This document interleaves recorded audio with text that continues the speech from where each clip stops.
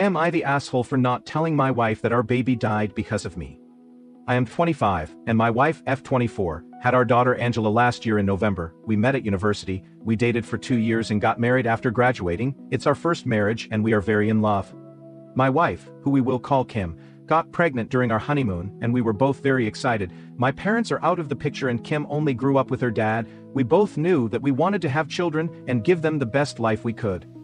Kim's pregnancy was normal. It was our first child. The baby was born healthy and beautiful. She was perfect, chubby legs and round face. I never thought that one day I could love a woman more than I love Kim, but my daughter stole my heart completely. Everything was perfect, but we were very nervous, since we didn't know anything about babies. Kim's father constantly called us, and also gave me advice. My grandmother also taught us how to change her correctly and feed her. We were blessed with a lot of help. Kim's family came from their home country to meet our daughter for Christmas. They were going to stay until the new year, but on December 28th Kim's father had a heart attack and was taken to the emergency room. We went to the hospital, and my father-in-law had to remain under observation since his condition was serious. To give you an idea, he might not wake up again.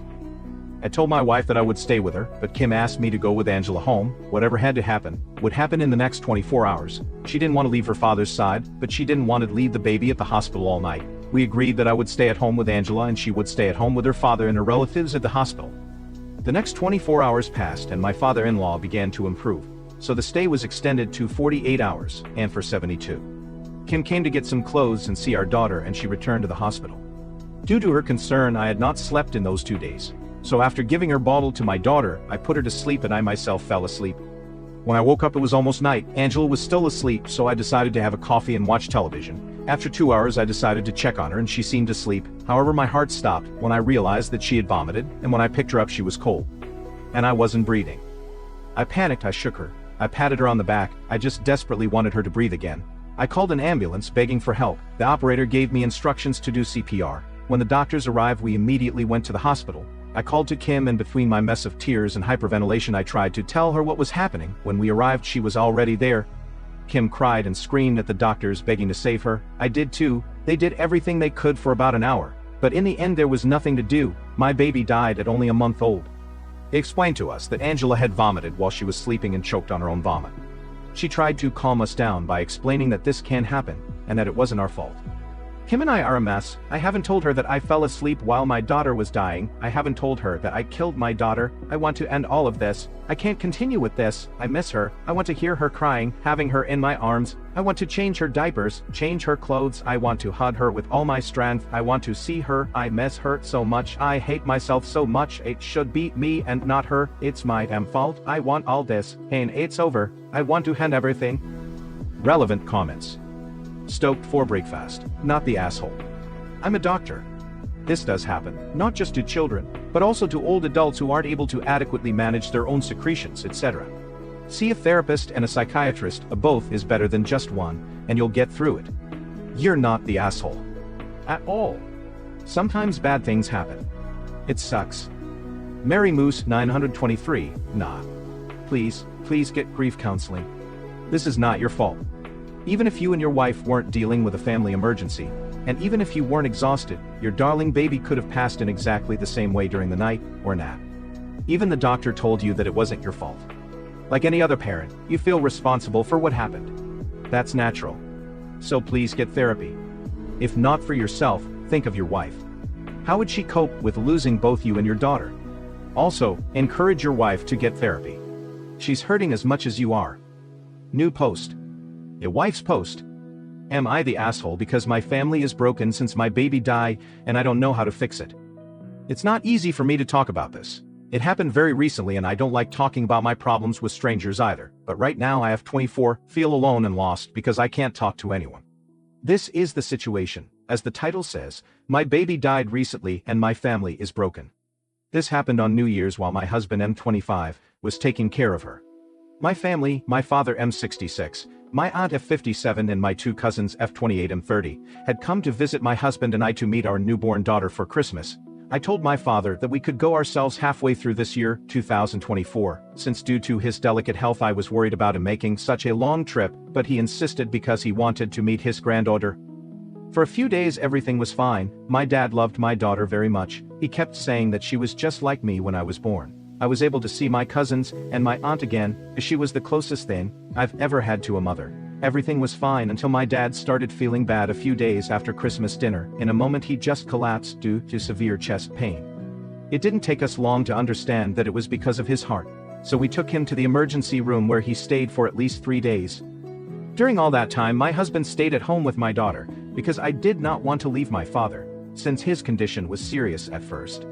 When he started to get better I went back to my house to see how my daughter was doing. I felt calm when I saw that my husband was taking good care of her on his own. However, I asked him if he needed me to stay with him. He told me to be calm, that he would take care of everything, and that I focused on accompanying my dad. My husband knows how important my father is to me, so I was grateful to have a man like him supporting me. I returned calmly to the hospital, but a few hours later, my husband called me crying. It took him a while to calm down enough to tell me that my baby was dying. He had drowned.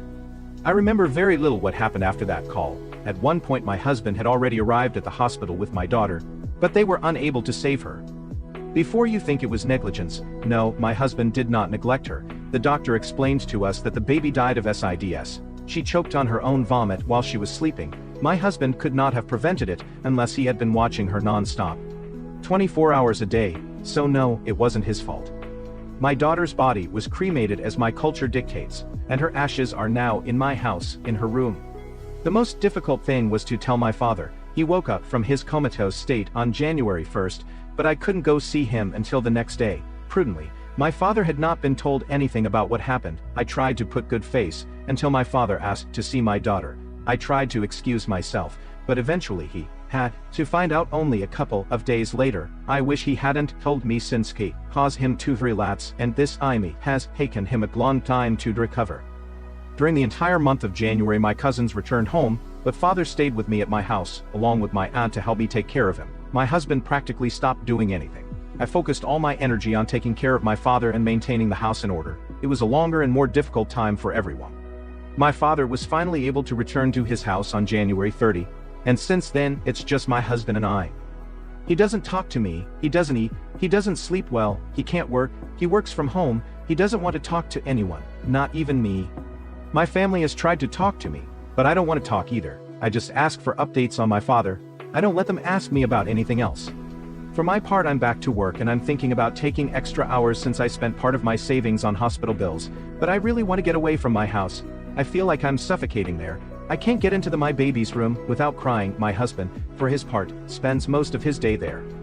I don't know what to do. I cry to my baby every night. I cry into his clothes, his stuffed animals, his blankets, until I fall asleep. Now I'm eating twice as much. I devour the portions that my husband doesn't want and I keep asking for more.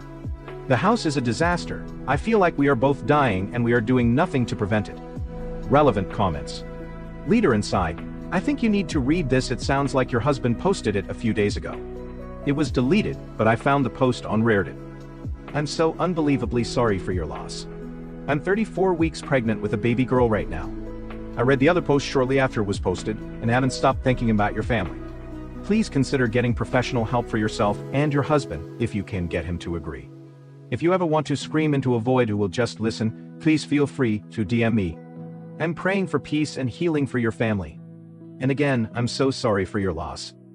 Wife, my God, it's him. I have to talk with him. Big Fly 1561. I'm so sorry. I can even be able to imagine the pain and heartbreak. Just take it 1 hour at a time, one day at a time. Anytime you can do something for yourself, do it. But the main thing is to focus on working through the grief. When you are ready to talk, I would suggest you and your husband do both individual counseling and marriage counseling. A loss like this is incredibly hard on both of you, individually and as a couple. Try not to lose your husband or yourself. This wasn't anyone's fault, and I hope in time you and your husband can work through the grief and pain and find joy in life once more. My heart goes out to you. The fact that you're even here expressing this story shows how strong you are. Wife, thank you very much. I don't want to lose my marriage. We haven't talked about divorce. Actually, we haven't talked at all. I know we need therapy. Thank you for your words. Update. 2 months later. Hello, am I the asshole? I came here a few months ago to vent about the loss of my daughter. To be honest, I didn't see the post until a week later, and I saw that my account was suspended. It's not important since it was just a discard account, so I opened another one, just to let you know that I have read all your comments. Kim and I we are fine, however we are in the process of being fine. Kim is also an active Reddit user and saw my post. We talked a lot, we cried, and I have to say I'm glad she saw it. Since Angela is not with us, I have spent most of the time in her room, and Kim returned to work very quickly since she no longer needed maternity leave. But our therapist gave us a lot of advice on how to deal with grief. I have been diagnosed with depression, and I'm working on it with the help of Kim. She's also in therapy. We support each other in every way we can. My father-in-law is as well as can be. He recovered, but he hasn't been well since we told him about Angela. Kim calls him practically every day. She can't do much more since he lives in another country, and it's already difficult enough for ourselves. Right now we are looking to sell our house and move to a smaller place. We bought the house thinking about having a big family, but we are going to postpone that for the moment. No matter how broken I am inside, my wife is my priority right now, so I have to prioritize my marriage. I will not update again. I wanted to assure all the noble souls who supported us that we are still here, and we appreciate your words and support. You are all wonderful people. God bless you.